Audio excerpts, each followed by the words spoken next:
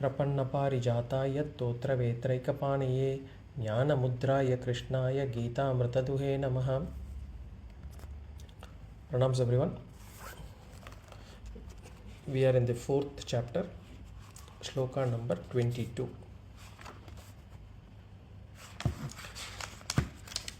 Shri Bhagavan uvacha yedriccālābhasantuṣṭah dvandvātīto vimatsaraḥ Siddhāvasiddhau ca kritvāpi na nibhatyate. So Bhagavan here is talking about a jñāni's actions. So right from Sloka number 18 onwards, we are talking about Atma being akarta abhokta, and that even a jñāni's actions therefore should not be considered as an action at all, and that a jñāni's actions would not produce any papa or punya. And for a sannyasi-jñāni, as in a nivritti Mārga jñāni, he would only do actions that are required for maintaining the body, and even those actions he would do without any attachment, and he does not incur any sin, papa or punya by doing those actions. That was in Sloka number 21. Now in Sloka number 22, Bhagavan is saying why the actions of a nivritti Mārga jñāni also do not bind him at all. Bhagavan says yedriccālābhasantuṣṭah dvandvātīto vimatsaraḥ Siddhāvasiddhau ca kritvāpi na nibhatyate.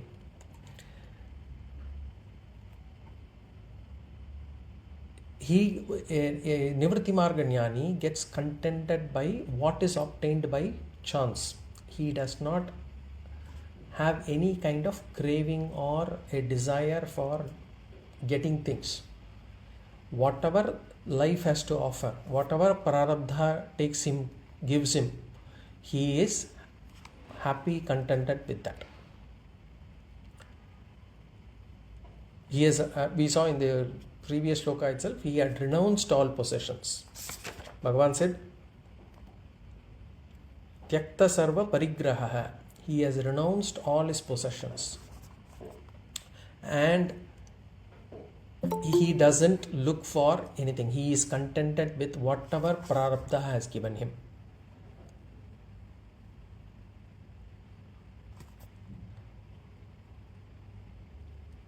Then Bhagavan said, we saw yedriccālābhasantuṣṭah means whatever prarabdha gives, whether it is good or bad, whether it is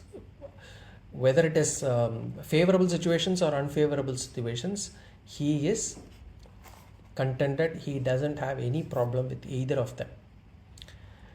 Then Bhagavan said dvandvātīta vimatsaraḥ. Dvandva, we saw dvandvas are pairs of opposites, and pairs of opposites are at all levels. We feel these pairs of opposites at physical body level, the mind level, and at the intellectual level. The physical body level, we feel hot sometimes, we feel cold sometimes. A jñāni doesn't mind about that. Sometimes there is also this joy and sorrow that comes in our mind. A jñāni doesn't feel much about it, he doesn't care about that. For him, actually, there is no question of sorrow or joy. He is always samatvam. Then there is also mana and apamana, where people criticize us or praise us, and that will actually impact we take that to be the biggest insult. For a jñāni, it does not matter at all who praises him, who criticizes him. He is not affected by either. Same thing with the physical body also, whether it is health related, whether there is a disease or he is healthy, perfectly happy. He is not going to be overly exuberant that he's got a healthy body, nor is he going to get depressed because he's got a diseased body. And why we saw that in the last class? we saw that as we are born as humans, and as humans we always come with a mixture of papa and punya.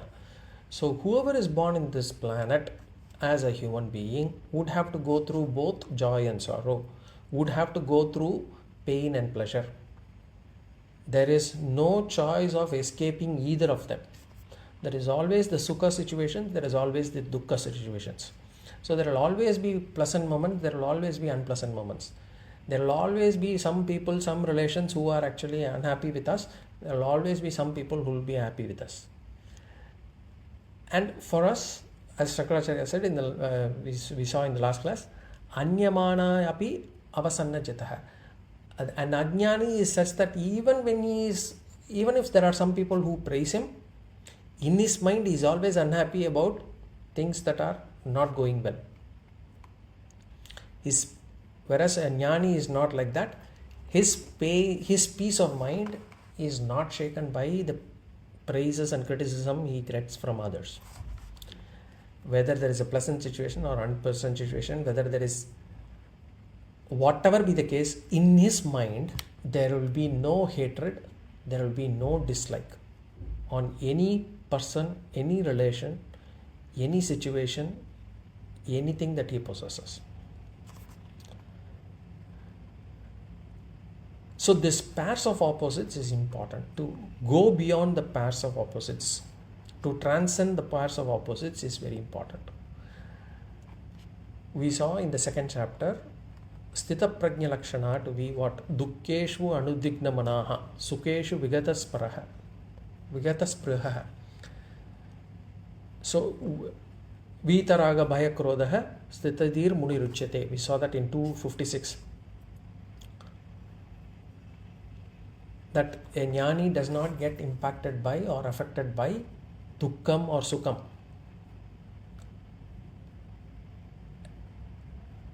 And he is free from raga, bhaya, krodha, which is basically attachment or anger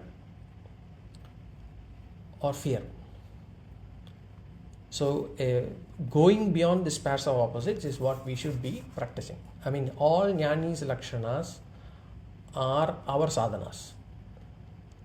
So we try to practice them, we will end up in that state of mind or in that state of life. So edricha labha santushtaha dvandva tito, we have finished. Now vimatsaraḥ. Vimatsaraḥ is an important word. It means remaining free from jealousy. Vimatsaraḥ. Poramai atravan. In Tamil we say he doesn't have any jealousy. Or he does not have any enemies also, we can say.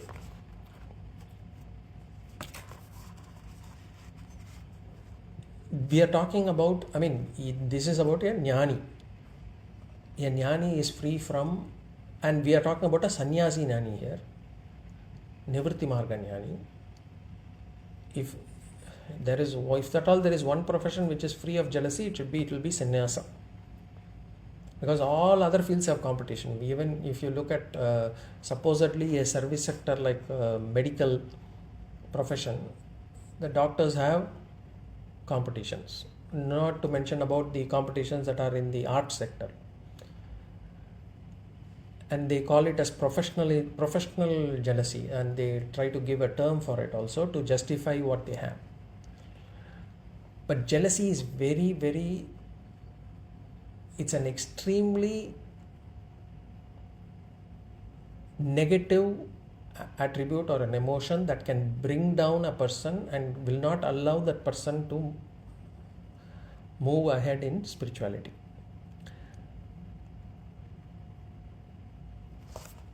Jealousy, any comparison is jealousy.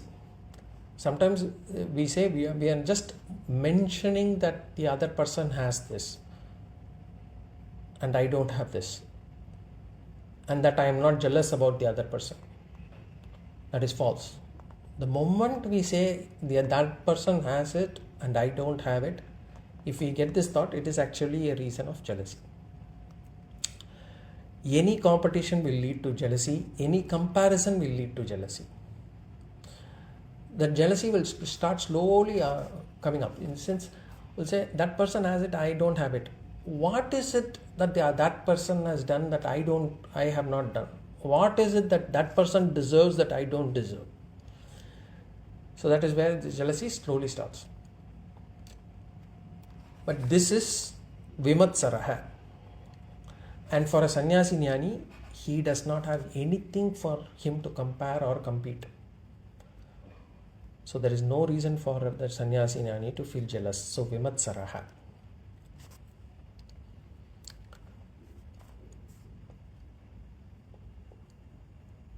Then next line Bhagavan says Siddhāvasiddhau. Samaḥ means he is equanimous. Samaḥ siddha cha asiddhau. Siddhau cha asiddhau means again success or failure. Success and failure. This is also a dvandva. This is also a pair of opposites. So it's a sannyasi is a dvandva atitaḥ. He is beyond the pairs of opposites. But then already Bhagavan had mentioned dvandva atita. Now why does he mention again Samaḥ siddhau cha asiddhau?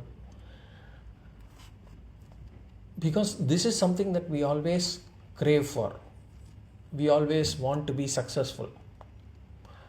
And we always have a thing in the mind to say that only if I do this, I can see myself as successful. Or only if that other person confirms to me that I am successful, I am successful. So we look for recognitions, and we look for that a particular person or who should acknowledge or who should affirm that we are successful. And the question again is, in this world nobody can be 100% successful. If there is a way to be successful at all times, wouldn't Bhagavan certainly could have taught Arjuna that method? Bhagavan need not have given this jnana to Arjuna. So the key thing to remember is, we have our own, in our mind, we have our own way of defining success, and we try to say that I have to get there. Unless I do that, I will not consider myself as successful. That is a pain that we want to inflict upon ourselves. At the same time, we need not work for failure. That is not the way to go. Because even if we don't work for failure, that doesn't matter. It will automatically come. Because as I said, this life, we are bound to face both success and failure. We will have it. But this jnana is for, I am ready for either. I work for success. If I am not able to get it, I am okay. It's fine. I am ready for that. That should be the approach. Then finally, kritvapi na nibhadyate. Api kritva. Api kritva means though he is engaged in action. Kritva means engaged in action. Though he is engaged in action, and we are talking about Nivritti Mārga jñāni, a sannyasi-jñāni. And what sort of action he is engaged in? We saw in the last class itself. He is involved only in the basic, for maintaining the body, only those actions he is engaged in. Sharira sthiti, for Sharira sthiti only. So even if he is engaged in those actions, even those actions, na nibhadyate, he is not bound by it. We saw he does not get any papa or punya. So that is the meaning of this sloka. So this is sannyasi-jñāni. So has got this mindset of being fully content with whatever is obtained by chance. Yadricha lava santushtah. He is unaffected by the pairs of opposites, dvandva atvito, and he is free from jealousy. Dvandva atvito vimatsaraḥ. Samasiddhau cha siddhāvasiddhau cha Siddhāvasiddhau cha. So he is equanimous in success and failure. Kritvapi na nibhadyate. even though he is engaged in actions, he is not bound by them. So that is the essence or the meaning of this particular sloka. Now we will go to sloka number 23. Gata sangasya muktasya jnānavastita cetasah yajñāyacharatah karma samagram praviliyate. Gata sangasya muktasya jnānavastita cetasah yajñāyacharatah karma samagram praviliyate. Now we saw 21 and 22 to be Nivritti Mārga sannyasi, and earlier we saw 20 to be Pravritti Mārga sannyasi. Pravritti Mārga jñāni, not sannyasi. Pravritti Mārga jñāni. 21 and 22 to be Nivritti Mārga jñāni. Now 23, Bhagavan again goes back to Pravritti Mārga jñāni. What is Pravritti Mārga jñāni? A jnani who is in Grihastha-ashrama. He is in Grihastha-ashrama, but he is also a jnani. And he says, for this Pravritti Mārga jnani, even when they act, their actions will not bind them. Gata sangasya muktasya. Same thing again and again. Bhagavan is from 18 to 24, as I said. It is all about actions. Is not even an action, is not to be considered an action, or even if it is an action, it will not bind the person. That action will not produce papa or punya. We keep going on back to the same topic again and again. Only for a jnani. We are only talking from a jnani standpoint. For ajñānis, all these matter. So for us to come out of this papa and punya, for us to come out of this attachment and the problem of joy and sorrow, we will have to get jnana. So gata sangasya muktasya. Gata sangasya means, gata means not in. Not in. Sangasya. Sangasya means attachment. Otherwise, gata sangasya means who is free from attachment. So Bhagavan is describing a Pravritti Mārga jnāni here. He is free from attachment. Gata sangasya. Not only is free from attachment, he is muktasya. He is independent.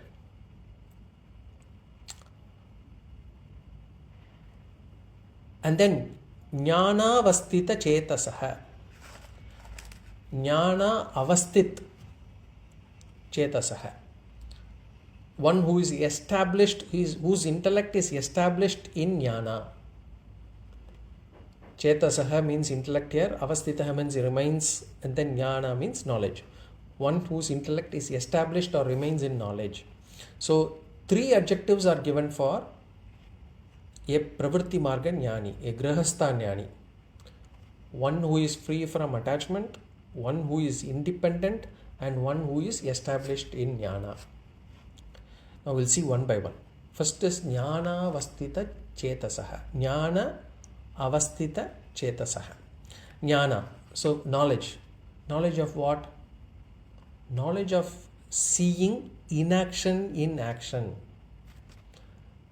That is what we should say here. For this chapter, for second chapter, if we say knowledge, we would say Atma Jnana.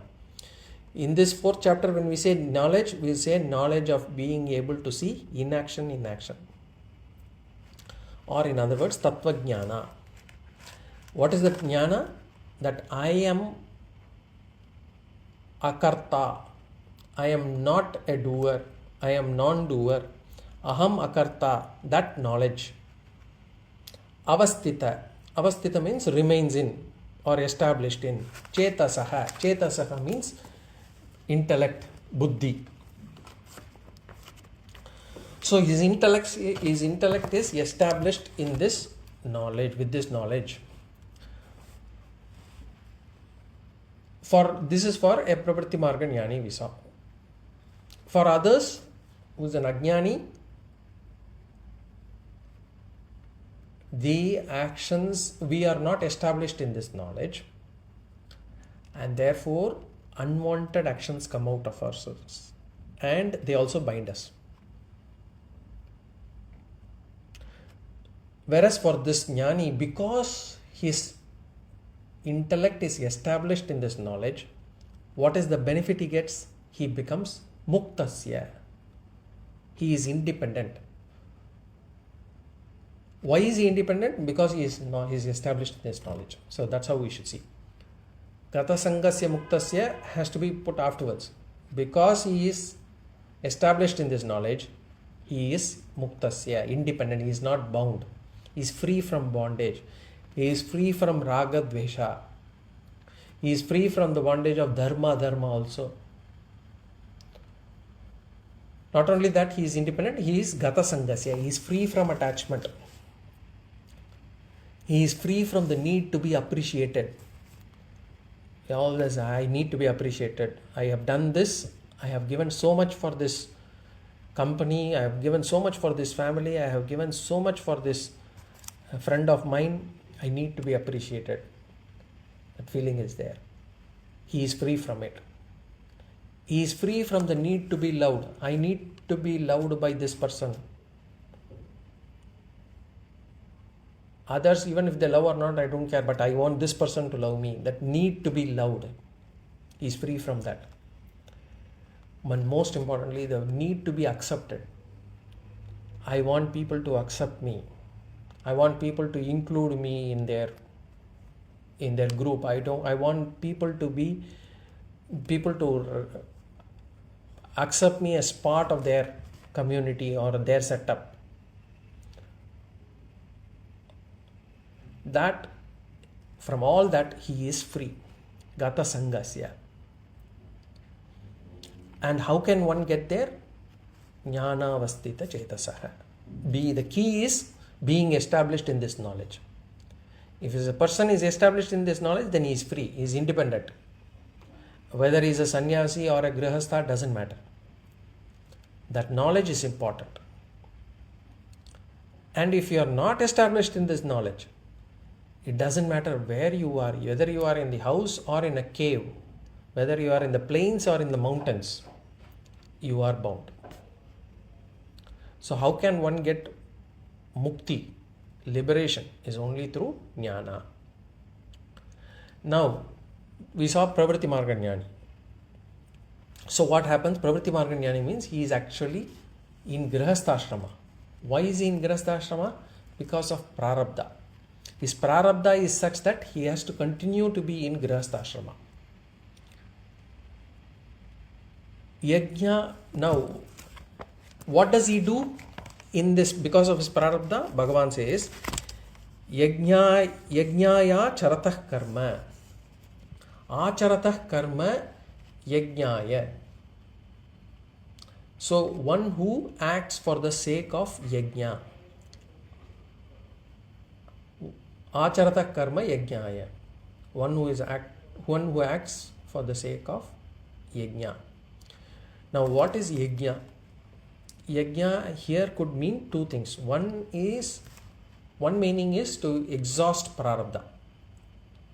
So what happens is, he is acting out of yajna means, or for the sake of yajna means, every duty or everything that he has to do for that which he has got out of prarabdha, all the actions, he is able to convert that into yajna.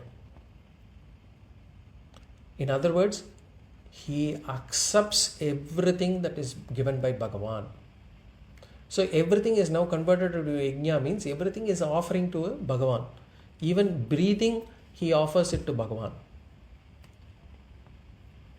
And he takes everything that the life has to throw at him or give it to him, he will take it with a devotional feeling. He will have the attitude of bhakti. He will take it as if it is an Ishvara Prasada. So, for example, we go to a house. Somebody gives some water to drink, for example, and the water is not at all nice, tasty. Do we take it? We don't take it. We will say, no, I don't want it. But the same, suppose if there is given as a tirtha prasadam, they say it's an abhisheka, here is the tirtha prasada, and then we offer it. At that point of time, we take it as a blessing. We would not even say, don't give it to me. It doesn't matter how it tastes. It's a blessing. It's an abhisheka prasada. I want to take it. We don't look at the taste at that point of time. Same thing with a dried leaf. If somebody gives a dried leaf, if we see a dried leaf, we will throw it in the dustbin. But if it is a dried tulasi, we take it to our eyes. We actually we take it with lot of reverence. So that is how he takes everything that the life has to offer to him. For us, when we are talking about these examples, with the moment we know that it comes from Bhagavan, our attitude changes. If it is given by somebody else, we don't like it. It depends on the person who are told. But for him, everything that comes from anybody is all offered by Bhagavan. So he takes it with reverence. That bhavana, that attitude is there. He experiences everything as Ishvara Prasada. And therefore, his life becomes an yajna. So jñāni's prarabdha karma becomes an yajna. So yajnaya acharata karma means one who is acting for exhausting his prarabdha. He knows that his prarabdha, he has got this prarabdha, he has to exhaust it. He has no choice around it. And then the second reason is yajnaya acharata karma means it could be for the sake of loka sangraha. He is acting for the sake of universal welfare. He is doing it as an example or for the welfare of others. And because when you do it for the sake of others, where you do not have any selfish motive in it, you do not incur papa or punya. We saw this in the Karma Yoga itself. In Karma Yoga, every action that you do as Karma Yoga, every karma you do it as Karma Yoga, you will not incur papa or punya. Same thing. So, if you do it selflessly, then you will not incur papa or punya. Or if you take it as Ishvara Prasada, also it doesn't matter, you will not have any papa or punya. So now, these are things that are given as adjectives or a pravritti Mārga jñāni lakshana, we can say. So Bhagavan had given 3 in the first line, 1 in the second line. Gata sangasya muktasya jñāna avastita chetasaha yajñāya charatah karma. We saw ever established in knowledge, free from attachment. Muktasya means who is independent and who performs actions for universal welfare, or one who takes prarabdha to be Ishvara Prasada. Now what happens to them? This person, Bhagavan says, samagram praviliyate. Samagram. Sam means along with, or some means good. Some means good. Agram. Agram means benefit. Phalam. Samagram karma. Samagram karma means actions along with the benefit. Some here means good, here it means along with. So samagram karma. So actions along with the benefits. In other words, karma and karma phala. What happens to karma and karma phala? Bhagavan says praviliyate. Praviliyate means it dissolves. It dissolves. It does not produce any papa or punya. So for a jnāni, his action does not produce any papa or punya. Same thing Bhagavan keeps repeating again and again.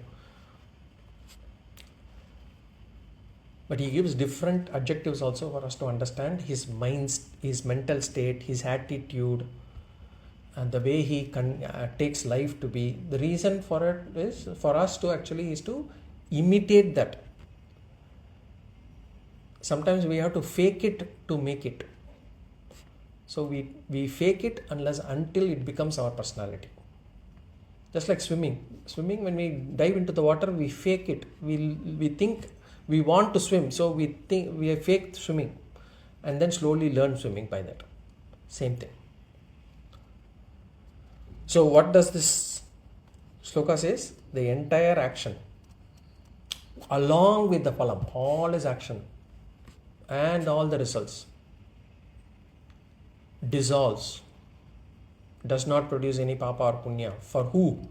For a person whose mind is established, whose intellect is established in this knowledge, who is free from attachment, who is independent, and who acts for the sake of yajna. So this is the purport or essence or meaning of this sloka. Now we'll go to sloka number 24. Now 24, Bhagavan concludes this section here. Which section? Jnana karma sannyasa is concluding here from 18 to 24. You remember 18th sloka? These are important slokas. 18. Karmanya karmayah pashyed akarmani cha karmayah. From there until this sloka. This is a famous sloka. Brahmarpanam brahma havihi brahmagnau brahmanahutam brahmaiva tena gantavyam brahma karma samadhina. Brahmarpanam brahma havihi brahmagnau brahmanahutam brahmaiva tena gantavyam brahma karma samadhina. So, as I said, Jnana Karma Sannyasa topic is concluded in this sloka. Very important verse, very famous verse, and a verse with a deep philosophical meaning in it. This is going to be, this will take some, it will not get over in this class, probably when we actually do the vichara of this sloka. Now, some of these concepts could be a bit difficult to understand, but doesn't matter. What we need to know is already known from sloka number 18 to 23. Okay. But this sloka, when we actually listen to it, we immediately think of food, because normally it is chanted before taking food. Before we eat, many sannyasis, many places, they chant this sloka. Now we'll see what Bhagavan is going to say in this. See, so far in the previous slokas, Bhagavan had been saying that even though actions are performed, those actions do not give phalam, they get dissolved, they get burnt, they will not produce papa or punya, all those things. Here, Bhagavan is giving the reason as to why a jñāni's action do not result in papa or punya. Why does a jñāni's action do not result in a bondage? The reason is given in this sloka. Now, Bhagavan had given a reason earlier. He said, if you remember sloka number 19, Bhagavan said, Jnānagni dagda karmanam. And the action gets burnt, and it is possible because for a jñāni he had kama sankalpa varjitaha. He did not. He was free from both the sankalpa as well as the desire. So that is the reason why a jñāni's action do not result in papa or punya. There is no bondage and all those things. Here Bhagavan is giving one more reason. So again, what is it for? What is the reason for an action not to give any phala, or why does it get dissolved?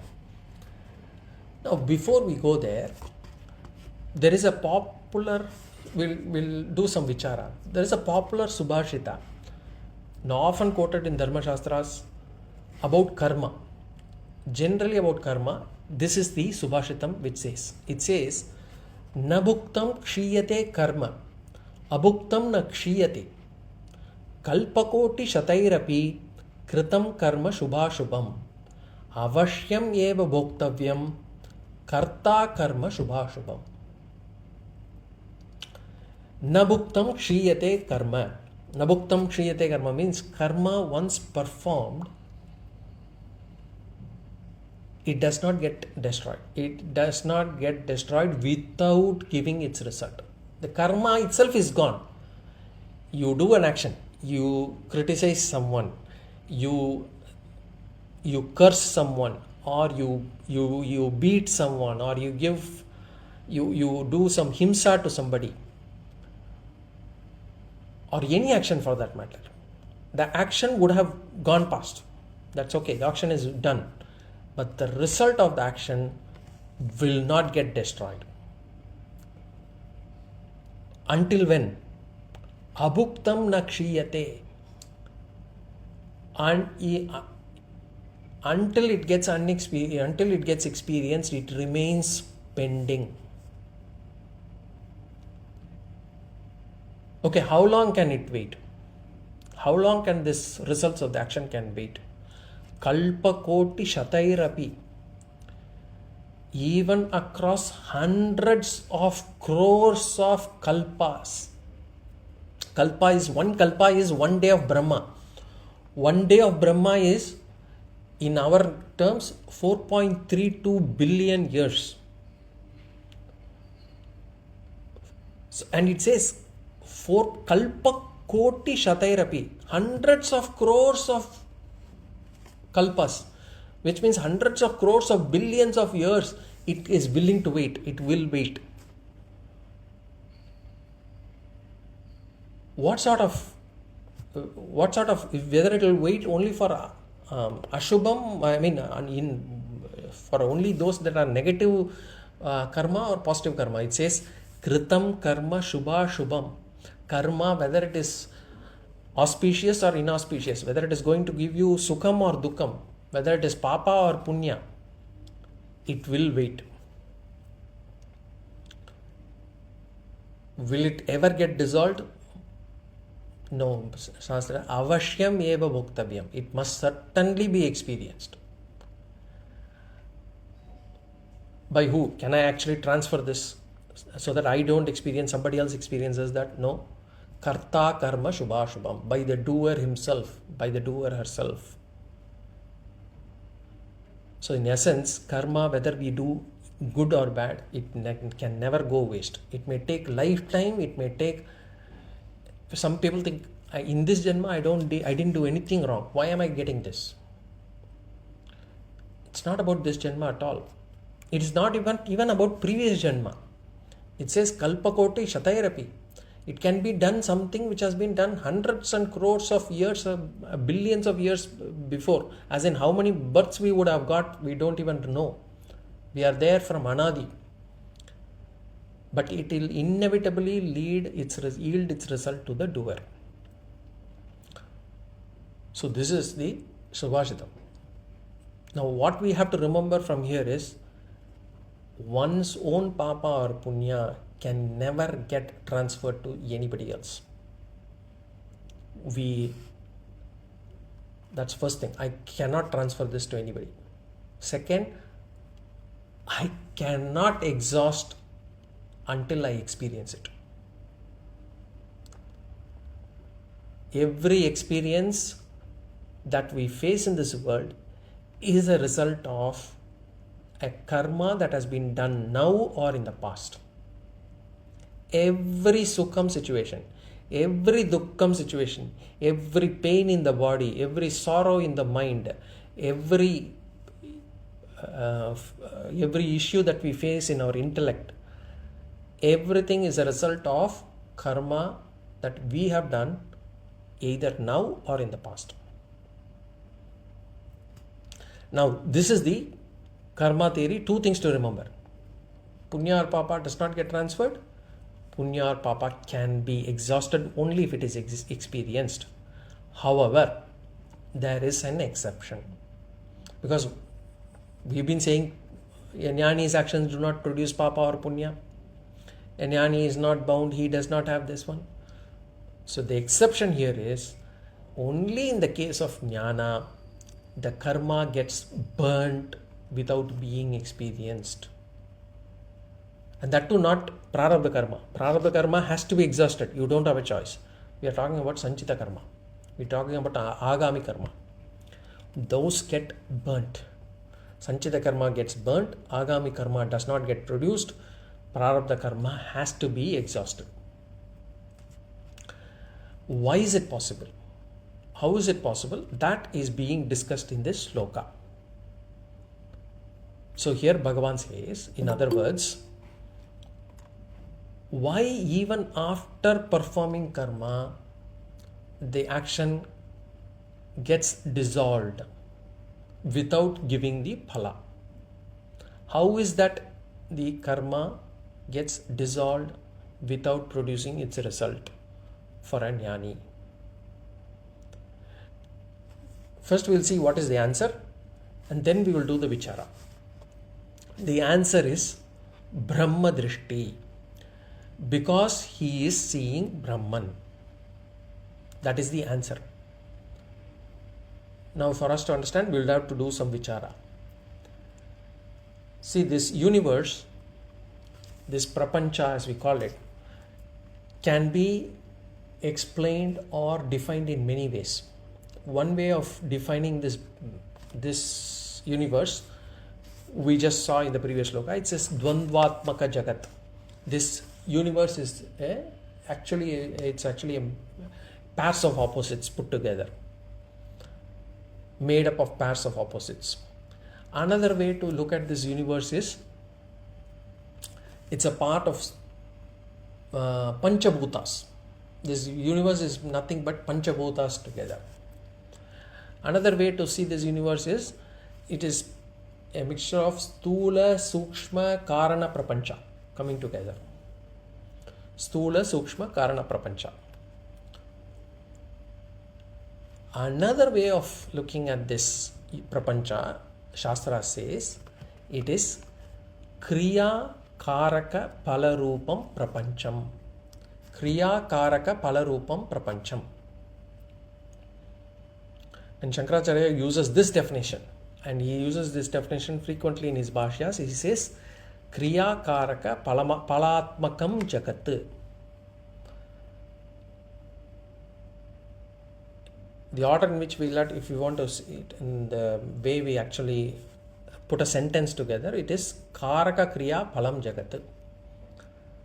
The universe is in the form of karaka, kriya and palam. Now what is this karaka means, what does this kriya means, what is this palam? We will see one by one. Karaka means one which is the cause for kriya, one which is the cause for the action. Kriya means karma. Okay, kriya means karma. It's very easy. Kriya, karma is same. Action. Karaka means one which is the cause for this action. Now we will be using this word karakam throughout this sloka. So let's understand. Try to understand this meaning. One which is the cause for the action to emanate. For example, the action can come out of, there has to be a doer, there has to be an agent, there can be an instrument, there can be an object, there can be a means. So all these are needed. These are karakas. Just as a doer cannot do unless he uses one of these karakas. Like it has to be a karaka means the action cannot stand on its own unless it has got a karta and or karma and or karana and or sampradana or apadana or adhikarana. There are a few things that we will look into it. So according to Vyakarana, which is grammar, these are the things that are needed for the action to come. Then, as I said, kriya means action. Karaka janya kriya. Karaka comes out of that which is born out of karaka is kriya or karma. Then phala is the result that is produced by kriya. So kriya janmaya phalam. So that which is born out of kriya is phalam. That which is born out of karaka is kriya. So what is this world? The world is nothing but karaka, karaka resulting in kriya, kriya resulting in phala. Now if we come to karaka, the cause behind the kriya or actions, there are 6 types of karaka. Without this, one or at least one should be exist for the kriya to take place. What are these 6? Karta. The first one is karta, doer. The doer has to, unless you have a doer, there is no action. Then the second one is karma.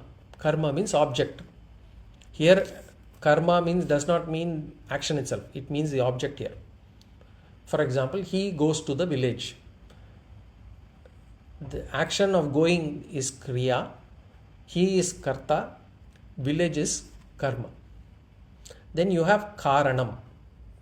Not karanam. Karanam means cause. Karanam means instrument. Karanam is instrument. Instrument means he goes to the village on his horse. So instrument. Then sampradhanam. Sampradhana, we can say sampradhana means recipient. A beneficiary, we can say. We can say he gives the book to his teacher. The teacher becomes the beneficiary or recipient. Then the 5th one is apadana.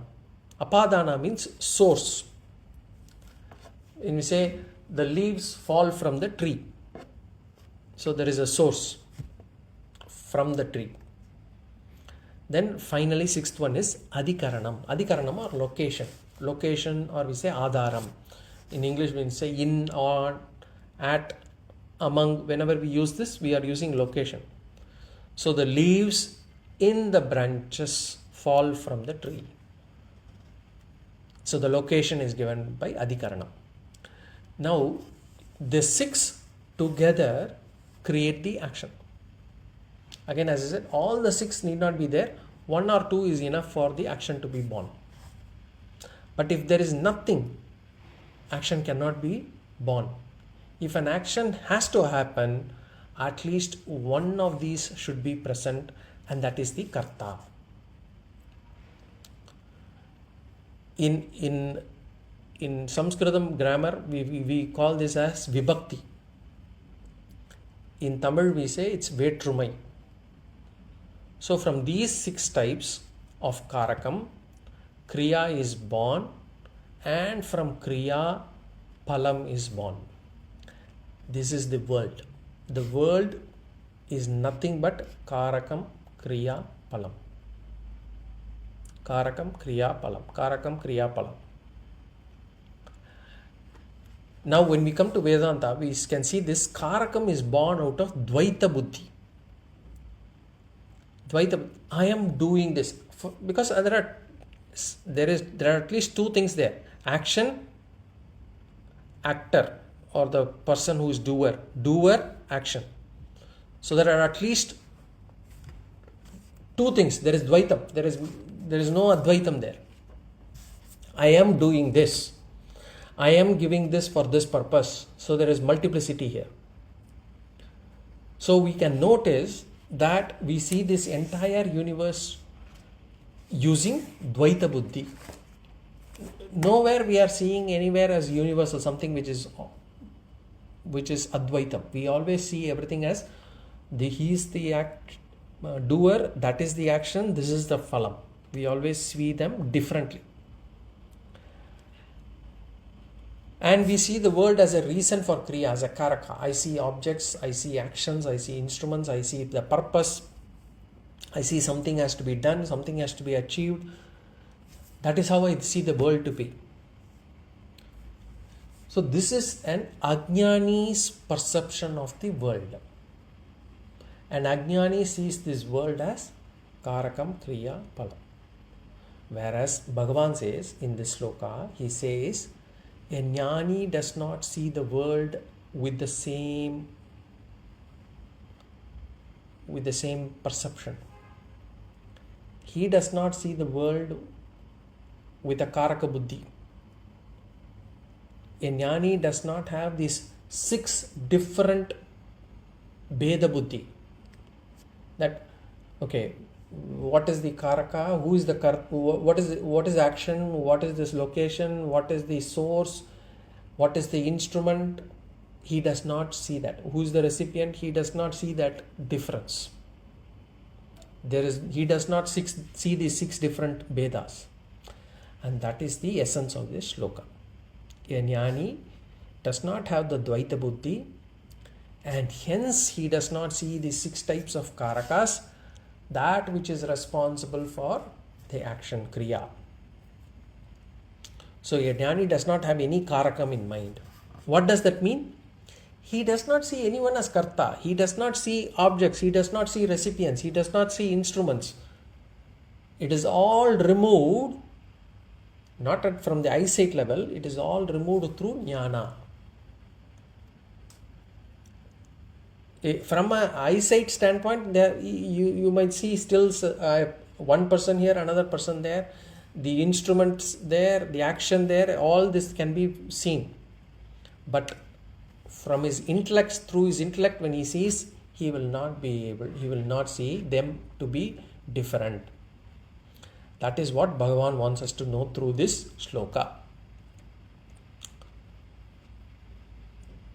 So an ajñāni, he sees through this Dvaita Buddhi, he sees all the 6 types of Vedas, he sees the Karta, he sees the action, he sees Kriya, he sees the recipient, he sees everything. Whereas for a jnāni, he sees Brahman everywhere. That is what Bhagavan wants to convey here. So what is the corollary from here we have to take? If there is karma without a karaka, if there is an action without a karaka, then it cannot be considered as a karma. If there is an action without a karaka, any of those 6 things, if it doesn't have, then the action is considered invalid, and therefore the action will not produce any phala. That is the logic that is used here. Now before we continue, I just want to know if there are any questions that we need to take up in this class. Anybody has any questions either on this sloka or before? Okay.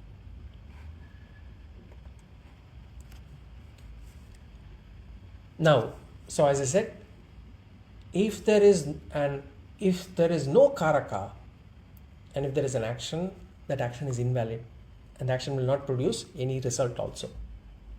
Now we could get a doubt here, because only some time back we said for any action to be born, at least one karaka is required. Now here if you say, if a kriya or an action comes without a karaka, then how can a kriya take place without a karaka?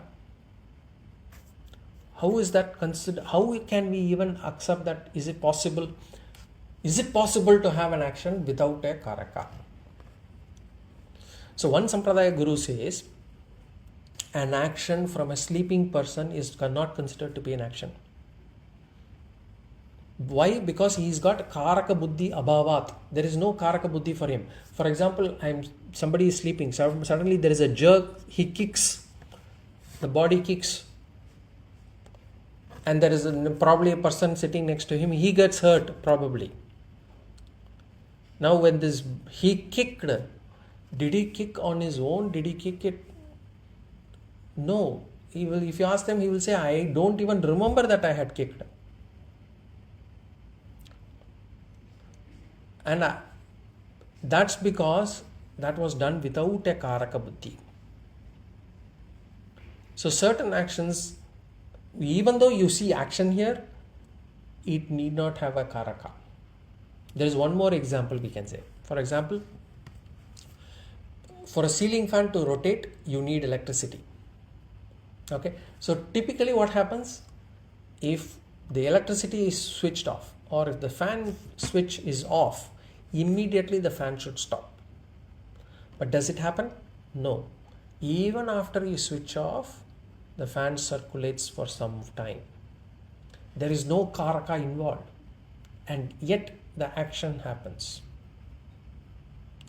In the same manner, a jnāni's action after getting jnana are born without any karaka buddhi.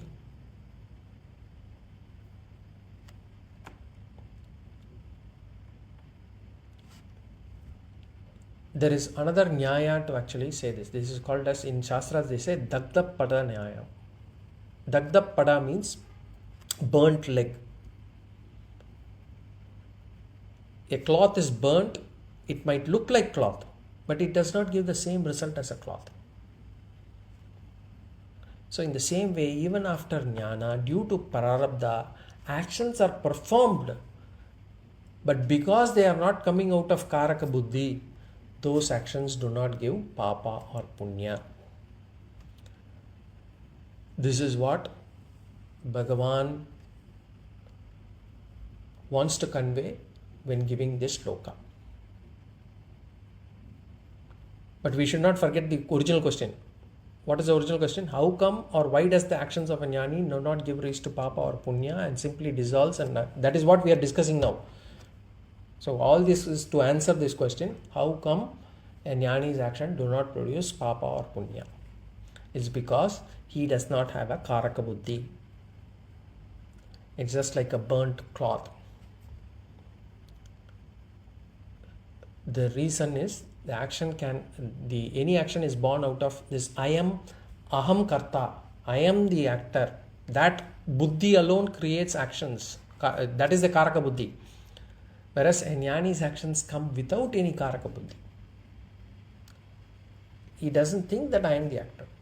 He just does because it is meant to be done. And therefore it does not bind him. Now this is the example. Now with this example, now we will have to establish that there is no karaka in jnani's action. And how does jnani see all the actions as? That is what is given in this sloka, which we will see in the next class. It's a bit dry, it's a bit difficult subject it is, but I tried my best to explain as much as I can. If you have any questions, you feel free to ask them in the next class. Okay. Otherwise, we'll see them all in the next class. Om Purnamada Purnamidam Purnat Purnamudachyate Purnasya Purnamadaya Purnameva Vashishyate. Om Shanti Shanti Shanti. Harihi Om Shri Gurubhyo Namaha. Harihi Om. Hari Om. Hari Om.